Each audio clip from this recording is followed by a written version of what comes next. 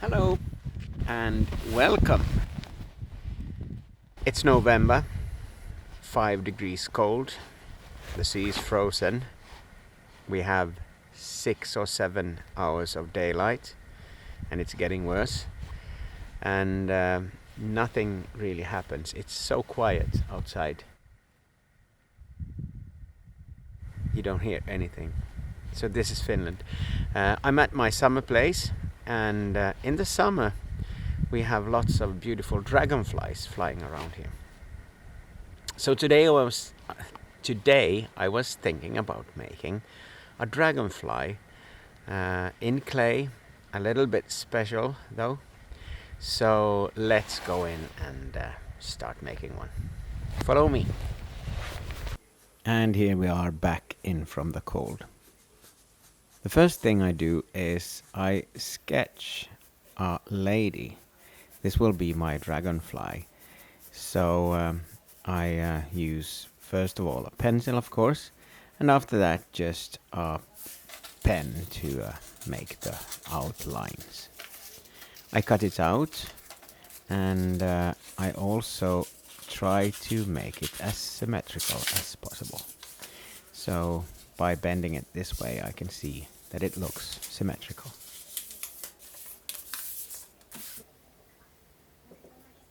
After that I plan how big the wings should be. I make 2 wings, one upper and one lower, and I only need to draw 2 because I can use the same stencil for both. I'm going to use 2 different clays for this project. Both of them are stoneware. The first one, this one, is called 1154, and it's also a raku clay. It's really great for building stuff. And the second clay is for the wings, and it's called 11SF.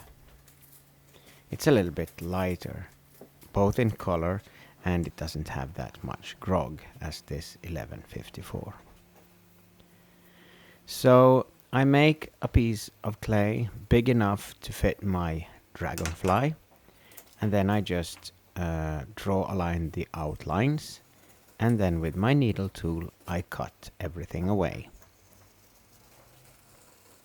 Mostly when I build something I use a chipwood board as the base, and that's really good because the clay doesn't stick to it that much. And as you can see, you can cut with a needle tool without harming anything underneath. It's now time to start scraping away the extra clay, and this takes a while. And it's good to take a break every now and then and look at your dragonfly from all the different angles to see that you get the right proportions and heights on, for instance, the legs, the knees, the arms, the breast, and the head and hair, of course.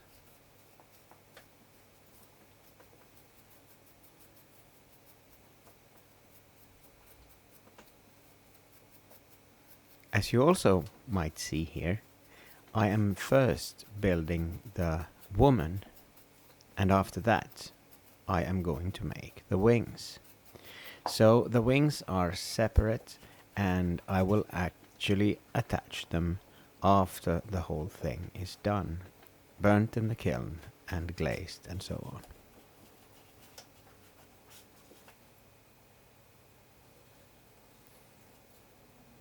I measure out the center and where the breast should be, also where the face and the eyes and so on will be, and then again scrape away a little bit extra clay.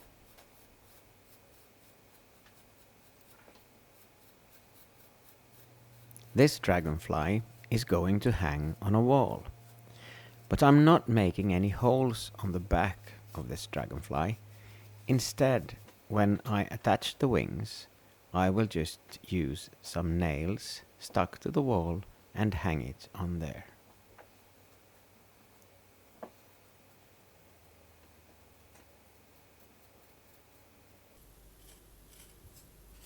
There's a lot of scraping, and you could do this for hours if you want to, but this took me about half an hour maybe.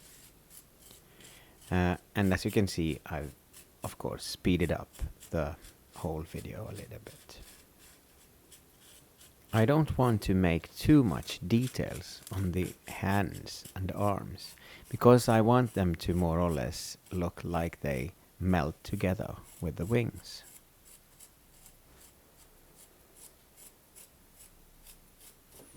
Every now and then I put a little bit of water on my fingers and then smoothen out the whole dragonfly to see how it looks.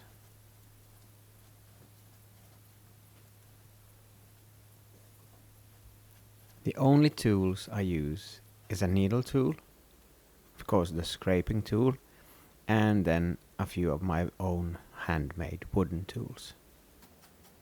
And as always, your fingers and hands are the best tools. As you can see now, this is the second clay that I use, 11SF.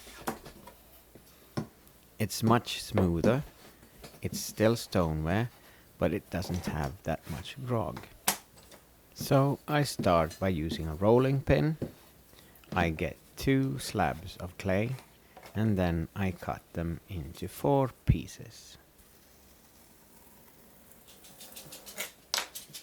The first piece is for the front wings, so I stack them together and then just draw with the needle tool around, not all the way through, but to get the outlines.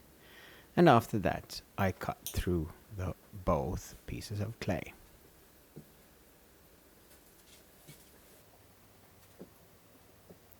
Try to have your needle tool as straight as possible.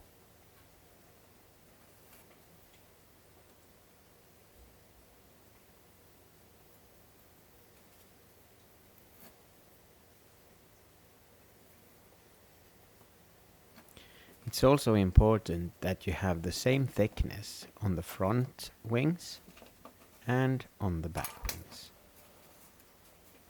So now I have 2 different wings. By doing it this way, you straight away get the mirror image of the other wing. So you just turn one of the wings around.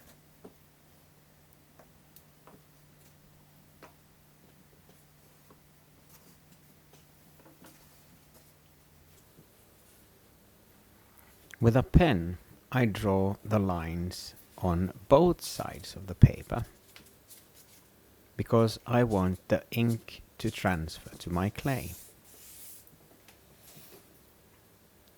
I use a silicone tip brush, or whatever you should call it, and push with that so that the ink on the other side will stick to the clay. And then, of course, I do the same thing on the next wing. This way I know that the pattern will look the same on both wings. After this, it's time to leave both the dragonfly and the wings to dry for about 1 or 2 weeks. You could, of course, dry them faster if you want to, but it's good to leave them for a long time. It might be good to put a little bit of weight on wings like this when you leave them to dry. That way they will not be bent.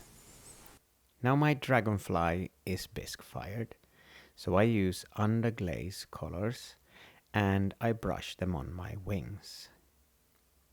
After that, I just use a transparent glazing, a matte one, so you will barely see that there's any glazing on it, because I don't want shiny wings.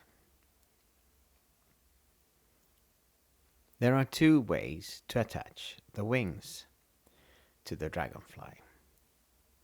The first way is of course to use glue, like I will do. I have a 2-component glue, and I of course have to mix it really well, and it has to sit for about 24 hours before it's really dry. And the other way is before you glaze the wings, put your dragonfly lady on top of them, and the glaze will actually work as a glue in the kiln. I have now about 15 minutes before my glue will set, but as I said, it's almost 24 hours until it's really dry. So I have to mix it well and, of course, glue the wings to the back of my lady.